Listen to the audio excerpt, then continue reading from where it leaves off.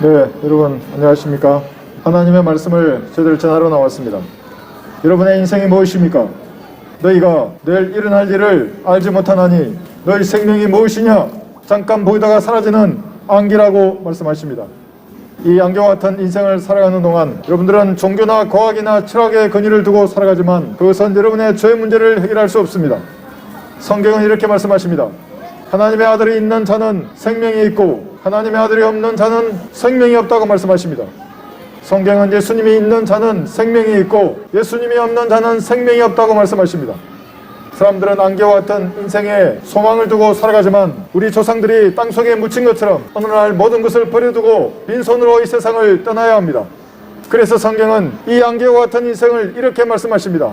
헛되고 헛되며 헛되고 헛되니 모든 것이 헛되도다. 여러분 만약 구원받지 못한다면 여러분 안개와 같은 헛된 인생을 사는 것입니다.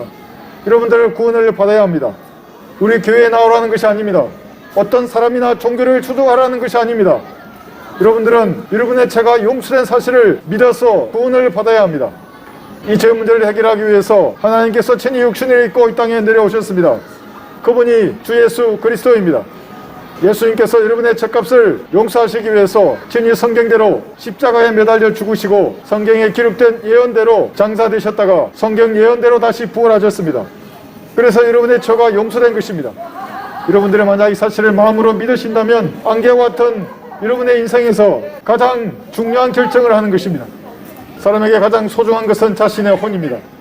온 세상을 얻고도 자신의 혼이 지옥에 간다면 아무 소용이 없는 것입니다. 편히 쉬고 먹고 마시면서 편안하고 안전한 생활을 사람들은 영위해 가려고 하지만 오늘 밤 하나님께서 여러분의 혼을 취해 가신다면 그 모든 것들은 누구의 것이 되겠습니까? 성경은 이런 사람을 어리석은 사람이라고 말씀하십니다. 여러분이 육신의 장막을 벗기 전에 여러분들은 반드시 불타는 지옥에서 구원을 받아야 합니다. 구원을 받는 길은 너무나 간단합니다. 자신이 죄인임을 시인하고 예수님의 피로 여러분의 죄가 용서되었다고 성경에서 말씀하시는 그 사실을 마음으로 믿으면 구원을 받는 것입니다. 이것이 하나님께서 여러분을 위해서 마련하신 구원 계획입니다. 이 사실을 마음으로 다하여 믿으면 여러분 결코 지옥에 가지 않습니다. 이 안개와 같은 인생이 끝나고 여러분들이 육신의 장막을 벗게 되면 지금은 여러분들이 마음대로 이리저리 다니시지만 그때는 하나님께서 여러분들을 마음대로 처리하실 것입니다. 성경은 이렇게 말씀하십니다.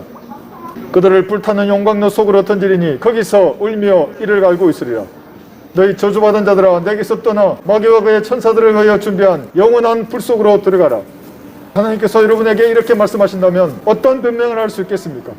우주의 창조주께서 죄인을 지옥에 던질 때 죄인들은 한마디 변명도 하지 못할 것입니다.